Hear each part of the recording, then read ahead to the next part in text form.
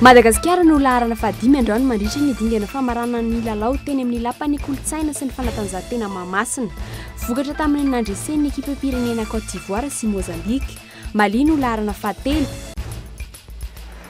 Manomboka rampitso ny baka teknika andiany voalohany mpiadina miisa 4,780 no hiatrika izany isa izay nahitana fianany 500 tato anatin'ny taom-pianarana 2024 2024 ity.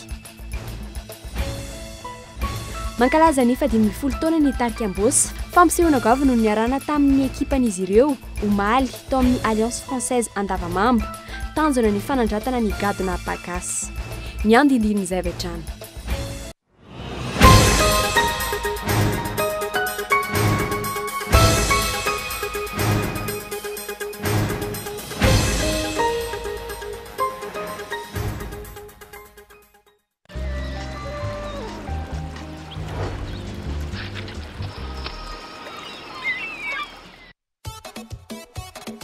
C'est tadiavinao, hitanao avokoa. Premier choix, première qualité, TV LED, marque originale, subwoofer, synthétiseur, lecteur, sonorisation. Hitanao any magasin Baolay. Baolay ny tsara trano.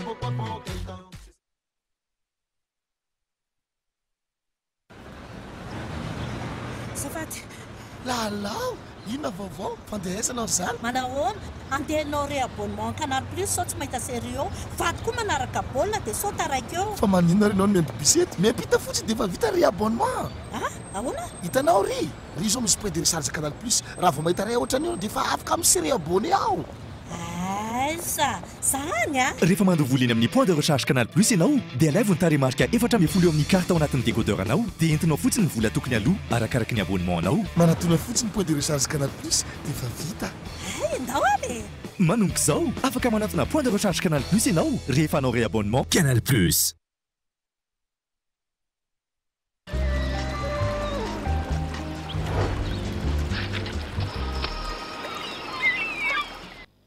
Dia mirabantsika rehetra ny tokantrano any mpanaraka ny fampalalambavao eto amin'ny Cool TV asiana renao anaraka izany hatramin'ny farany. Ny lafin'ny fampianarana no anokavantsika ny fampalalambavao amin'ity androany ity. Anomboka rapitso ny baka teknika andiany voalohany mpiadina miisa 4,780 sy 7,000 no hiatrika izany. Isan'ny nahitana fianana teo amin'ny 500 teo izay isan'ny mpiadina izay tamin'ity taom-pianarana 13 sy 14 sy 14 ity. Vaovao eo amin'ny lafin'ny fanatanjahantena kosa indray. Madagasikara no laharana fahadimy androany mandritra ny dingana famarana ny lalao teny amin'ny lapan'ny kolontsaina sy fanatanjahantena eny Mahamasina androany. Vokatra tamin'ny fandresen'ny ekipa pirenena ny Côte d'Ivoire sy Mozambique. Mali no laharana fahatelo rehefa nandresy ny Angola. Mbola ao anatin'ny lalao tanteraka amin'izao fotoana izao ny ekipa pirenena ny Egyptienne izay mifandona amin'ny ekipa ny Tunisie. Mbola Tunisie no mitarika hatreto arahinao ao anatin'ny fampalalambavao rapitso ny andindiny mikasika an'izay. Fa mbola amin'izay lafin'ny fanatanjahantena izay kosa ihany tamin'ny isa telo no iray no nandavon'ny artista ny mpanetana eo anifo ny Aino Manjery ny tolakandro teo tetsy amin'ny kianja ny Mahamasina tao anatin'ilay hetsika lalao baolina kitra goavana aravetrany ny fanadidina. Tolakandro teo tetsy amin'ny kianjabeny Mahamasina ny diany voalohany amin'ilay fananana baolina kitra goavana izay ny fanandrinandreo mpanakanto sy ny mpanentana eo anivon'ny Aino Manjery. Sekatazana tena ambony kianja avokoa ireo artista sangany eo amin'ny kanto toandry Nini avy amin'ny Tarika Kika, Ramora Favori, Tsiliva Ertina. Izay ka anisan'ny nafinaritra ihany koa ny nahita ireo mpanentana rehetra avy amin'ny Aino Manjery samihafa eto an-drenivohitra niara-nisa lahy teny ambony kianja. Anisan'ny solotenan'ny kolo tamin'izany moa ny tonian-dahatsoratra Ieny Kaja sy Izina izay mpanentana eto amin'ny Cool TV. Avy ny mpanakanto tamin'ny isa telo no iray ny mpanentana teto. Nanambara ny mpiarakara fa tsy nivokatra ny tena zava-dehibe amin'ny fisiany lalao toy izao fa ny ampiraisana inona ny mpifanandrina isan'isany. Ataoko hoe raha hoe resaka lalao baolina kitra tsotra fotsiny dia angamba dia ataoko hoe mitovy amin'ny rehetrarehetra fa misy mahasamihafa azy kely dia izay mihitsy ilay antony dia izao hoe ny ampifandray ny mpanetana amin'ny onjam-peo rehetra mihitsy eto Antananarivo aloha zany satria zay aloha nitratrantso zay ataontsika hoe tsy azo atao ambanin-javatra fa ny artiste moa fantatra ihany fa efa mpanao foana nanao tamin'ny mpanao politika nanao tamin'ny olona maro samihafa mpanao gazety fa ny mpanetana mihitsy zany amin'ny onjam-peo no zay angamba voamboatrany hoe nisy lala ohatran'io. Tratra ny tanjona ary saika afabizana tanteraka izay niatrika ny lalao tetsy amin'ny kianjabeny Mahamasina. Riana fa tizany eto ny fikarakarana netsika toy izao fa mbola isy ny andiany manaraka ary efa natolaminasa ihany koa ny fanatanterahana fitetezam-pary. Laharana voaloha ary faharoatra ny kandida avy amin'ny Malagasy miara-miainga tany amin'ireo distrika namerenana ny fifidianana ny distrika 3 amin'ireo 4 no ahitana kandida dia Ambanja, Sainte-Marie ary Beloha-sur-Tirbiana. Matoky ny vahoaka mpifidy ny antoko Malagasy miara-miainga amin'ity fifidianana ity. Ary vetrarany fanadadiana iarahantsika amin'ny Gaëtan Andriatsila. Distrika 4 ahitana kandida ho solombavambahoaka miisa 450 ary mpifidy 709 sy iray hetsy no amerina amin'ny fifidianana. Manomboka ny fahafito hatramin'ny fahavalo amby roapolo ny volana aogositra ho avy izao ny fampelezan-kevitra manerana ireo distrika ireo. Distrika 3 amin'ireo distrika 4 mamerina fifidianana solombavambahoaka Ambanja, Sainte-Marie ary Beloha-sur-Tirbiana no ahitana kandida avy amin'ny Malagasy miara-miainga. Araka ny didina avoaka ny fitsarana manokana momba ny fifidianana na ny CES, antony namerenana ny fifidianana amin'ireo toerana ireo ny tsy fahatomombanana sy ny tsy fanarahan-dalàna nisy tany an-toerana. Na izany aza, mametraka hatrany ny fitokisana eo amin'ny safidim-bahoaka ny Malagasy miara-miainga. Amin'ity indray mitoraka ity zany dia mihevitra zay fa tsy maintsy ho hita taratra eo. Tsy maintsy ho hita taratra eo zany ny safidim-bahoaka ary misy fananteny zay fa alalany ny fidiny ny olona satria kandida zay natolotra tamin'ireo faritra eo ohatrotra any Ambanja dia efa ela mosehitry ny fampianarana tsy olokolopona mihitsy fa efa tsy mena olombolo teo amin'ny tany sy ny firenena efa be ny tanàna tao nandritra ny fotoana naharitra tona maro lasa zay ary manana mahizy azy matoa tonga amin'ny toerana voalohany tamin'ny fifidianana zay voaterina verininy. Ankoatr'izay, manana solombavambahoaka 410 ny Malagasy miara-miainga eny anivon'ny anteny miara-pirenena. Ho lasa 710 izy ireo raha lany avokoa ireo any amin'ny distrika 3 izay merenana fifidianana ireo.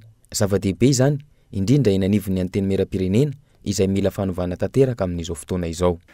Ka misy fananteny zay fa ny fanampin'ireo kandida 3 ireo voafidy ireo dia anampin'ireo le 410 efa ao anovany io anteny miara-pirenena io satria tena mila fanovanana io, tena mila fanovana. Tsapatsika vaoaka zany mila fanovana, tsy mila tsony eto hoe anao kajikajy nanao démonstration hoe inona tsy mampetiny amin'ny anteny miara-pirenena fa tena tsy mety io amin'izao fotoana izao.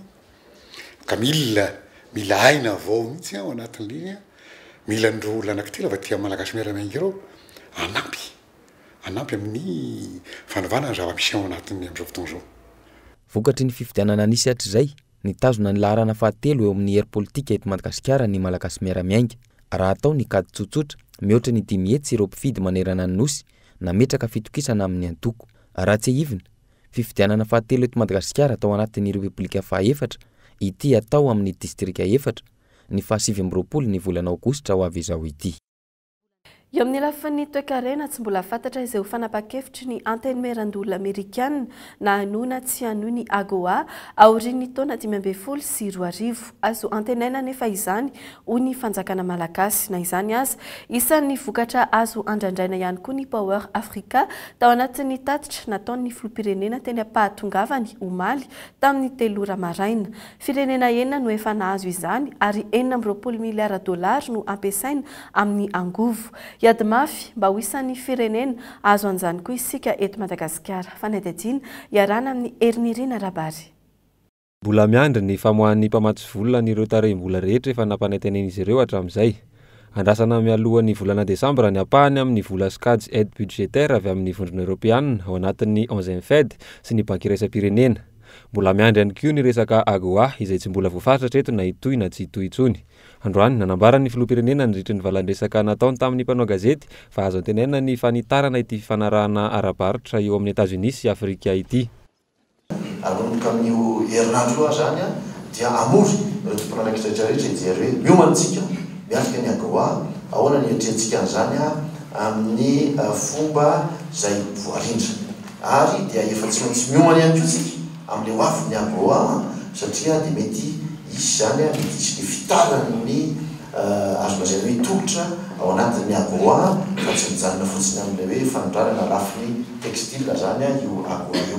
Ankoatr'izay izany nasian'ny filora jonary mampianina resaka ihany koa ny tetikasa Power Africa, tetikasa fanampiana ny Afrika Atsinanana amin'ny fampananana angovo. Mitetina 420 miliara dolara ny vola iasa amin'ity tetikasa Power Africa ity ary herinaratra iray alina megawatt fanampiny ho an'ny Ethiopia, Ghana, Kenya, Liberia, Nigeria ary Tanzania.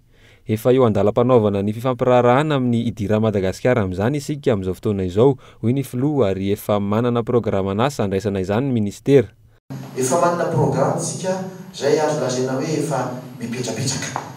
Androany dia efa tany efa nampiantso azo hoe vorontsika rarivo mahakasika zavatra zay fa dia apetraka sika izy ho jerentsika hoe inona ny efa vonona, misy ny efa vonona ary ifampiasan'olona azo lazaina hoe tsy miampina na investisseur privé efa betsaka ny vonona anampy anatin'izany miampy an'itony azo lazaina hoe fotodrafitrasa na ny fiainana samihafa tony fa maika manatsara azy ka dia iverika fa dia roso amin'izay tsika manana azo lazaina hoe zay mety manana rehetra ara-vojanahary. Raha tsy ahivina, asa miisa 2 hetsy no very tamin'ny alan'ny Madagasikara tao amin'ny Agoa tao aorian'ny krizy 7 izao dia misy indray koa ity tetikasa Power Africa ity izay misy vola miopapana miodina. Raha ny fanadidina natao anefa dia orinasa Amerikanina avokoa no ahazo ny tolobidy amin'ity resaka ity, isan'izany ny orinasa goavana General Electric. Eo amin'ny tontolon'ny fampandrosoana vola mitetina 5,7 euro na 3 miliara sy 30 tapitrisa ariary no natokana anatsarana ny ivitoerana mpamatsy herinaratra ao Tsarazaza distrika ny Fandrina. Raha 300 kilowatt izay tsy mandeha afa-tsy adiny 5 isan'andro izany teo aloha ahazo 80 sy 500 kilowatt izay andeha 420 ora ny tanàna ny Fandrina manomboka amin'ny faran'ny volana septambra ho avy izao. Ireo no songadina nandritra ny fitsidihan'ny ministry ny angovo fienena Richard tany atoerana ny zoma lasa teo fanadihadiana. Tsy hisy intsony ny fahatapahan-jiro sy ny tsy fahampiany herinaratra ny Fandrina manomboka ny faran'ny volana septambra ho avy izao. Efa ho 8 volana izay no nanatsarana ny fitoerana iray mpamatsy herinaratra ny antoerana. Turbine roa lehibe vaovao no iasa manomboka izao any antoerana izay hanome herinaratra 80 sy 500 kilowatt mahenika ny tanàna iray manontolo. Antoky ny fampandrosoana ny fisian'ny herinaratra amin'ny toerana iray. Roa lehibe araka izany no tombony azon'ny faritra amin'izao fametrahana ivitoerana ny toerana izao. Voalohany indrindra rehefa manao tournée zahay dia zahatra takin'ny olona aminay. Voalohany indrindra dia ny jiro, ny rano, faharoa dia ny fandray-pahalemana. Ka raha ho anay aty zany azo zao atsoatsy fa andeha izy io ny jiro satria io no miteraka fampandrosoana ho anay fatra Moromania. Satria Moromania dia raha tsika mahalala fa latsaka kelakelany raha dinena amin'ireo faritra raha vavy toy ny vakina karatra sy Hoatimatriatra. Isan'ny tafiditra ao anatin'ny politikan'ny fanjakana malagasy ny fahazoana herinaratra manerana ny nosy ary koa ampiana ny fandaniana eny anivon'ny orinasa Jirama amin'ny alalan'ny fifidianana solika ampiodina ireo milina fampiasa. Tanjona napetraka ny ametraka ivitoerana mamokatra herinaratra amin'ny alalan'ny rano, ny masoandro sy ny rivotra. Mbola maro ny toerana azo trandrahana manerana ny nosy raha tsy ilaza afa-tsy ny rano. Nanao nijery hoe aiza ho aiza mety akana herinaratra amin'ireny rano ireny ny arahantsika tamin'ny mpamatsy vola iraisam-pirenena dia ny banky iraisam-pirenena dia nisy teo amin'ny 10 mahery teo no reny rano hita mahery ary Madagasikara afaka anaovana foto-drafitrasa ohatr'izao ka hoezahana hiantsonana mpanamboly izy ireny mba hanamboatra zavatra ohatr'izao mba hahafahan'ny mponina mahazo herinaratra sy ny tanàna rehetra manodidina Madagasikara. Tanjona napetraka ihany koa ny ahafoana ny fahatapahan-jiro any Fandrina sy any amin'ny faritra hafa. Mora kokoa ary ampy tsara ny herinaratra azo avy amin'ny rano raha ny fanazavana azo hatrany. Ho an'ny Fandrina manokana, vaovao aloha hatreto ny olana momba ny jiro. Misy avy any Andekaleka izay mijanona ao Vakina Karatra, ny avy any Namorona izay mijanona ao Ambomasoa. Ny volana Oktobra ho avy izao araka izany, anana ivitoerana mpamatsy herinaratra ho azy manokana ny ao Fandrina.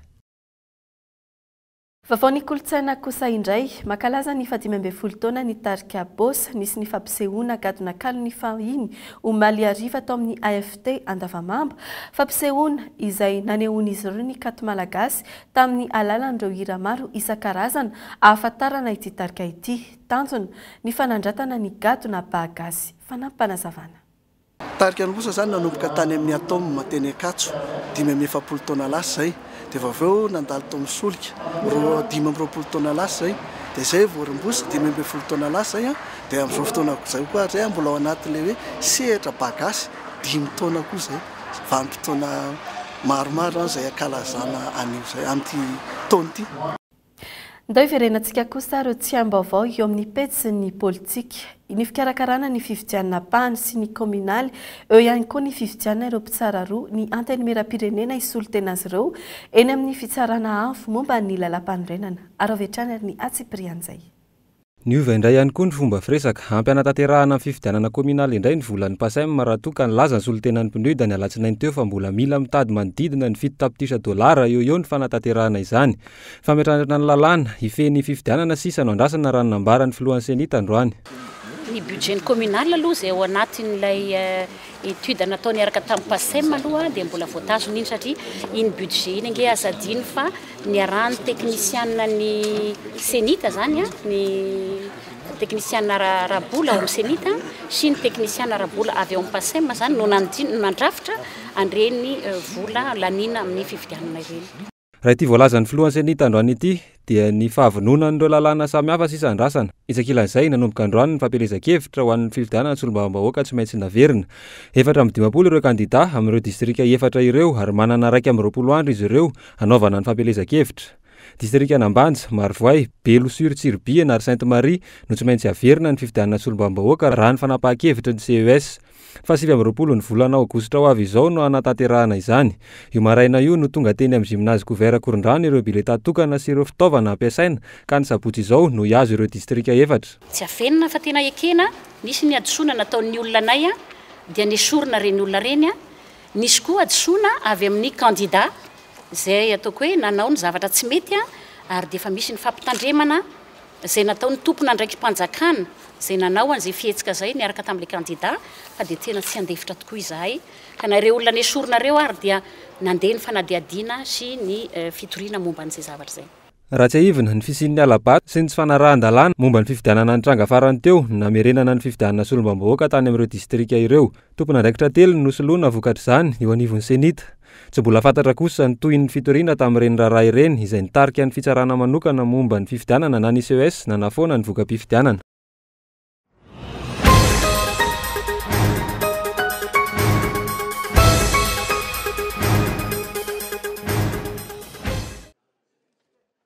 Valo amby roapolo ireo kandida nirotsaka ho fidiana handray ireo toerana roa eny amin'ny fitsarana avy momba lalam-panorenana.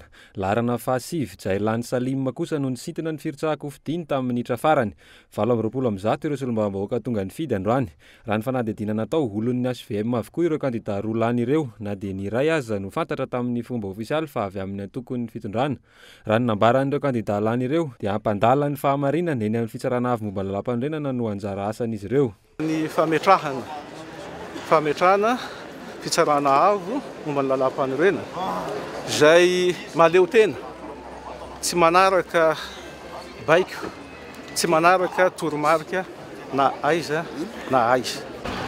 Misy moa ny fisarahan'ny fahefana eto amin'ny tany republikana tahaka ny Madagasikara fa araka nambarako teo dia tsy maintsy hiaro ny fahamarinana eo anivon'io any-panjakana io zany ny tenanay ary ametraka ihany koa zay tany tandalana zay mahasoantsika amin'izao fotoana izao. Karazana toko maromaro toy ny HVM, ny mapara sy ny sisa no fantatra fa nanolotra kandidata amin'ity fifidianana ity. Tsy isan'ireo kosa ny vondrona parlementaire VPM malagasy miara-miainga ary nanamafy izany ny filohan'ity vondrona ity androany. Karaha misy ny milazany zany dia verinay fa tsy marim-pototra fa ny VPM MMM dia manohana kandida ho membre ao amin'ny HCC. Mazava ho azy mahasolo-bavambahoaka dia tsy maintsy mandray anjara amin'ny fifidianana ka izany mahatonga anay tsy maintsy misy ny fampidinihana ao anatin'izany vondrona politika zany no nahafahanay nanapa-kevitra ny fanohanana kandida izay nilatsaka ho membre ao amin'ny HCC solotena ny antenimieram-pirenena amin'izany androm-panjakana izany. miandra ny dekret na nididy fampiarana avy amin'ny fitondram-panjakana ireo mpikambana roa amin'ny fitsarana avy momba lampanrenana ireo vao handray izany toerana izany sy ireo mpikambana ao amin'ny HCC efa voatendry ireo olona roa avy amin'ny filoham-pirenena efa voafidy ihany koa ny olona roa avy amin'ny filakevitra ambony mpitsara voafidy ihany koa ny olona roa avy amin'ny solombavambahoaka androany ny avy amin'ny anteneran-dolona sisa no andrasana ny fifidianana ireo mpikambana ao amin'ny tranomainty amin'ny tapany faharoa amin'ny taona 2024 vao mety totosa raha ny fitarazoan'ny fikarakarana ny fifidianana ankehitriny. Tapitra ny fampahalalam-baovao hisorana ianao nanaraka izany hatramin'ny farany manome fotoananao indray rapitso amin'ny fitora sasany ary amin'ny valora sasany ao anatin'ny fampahalalam-baovao amin'ny fiteny frantsay veloma tompoko.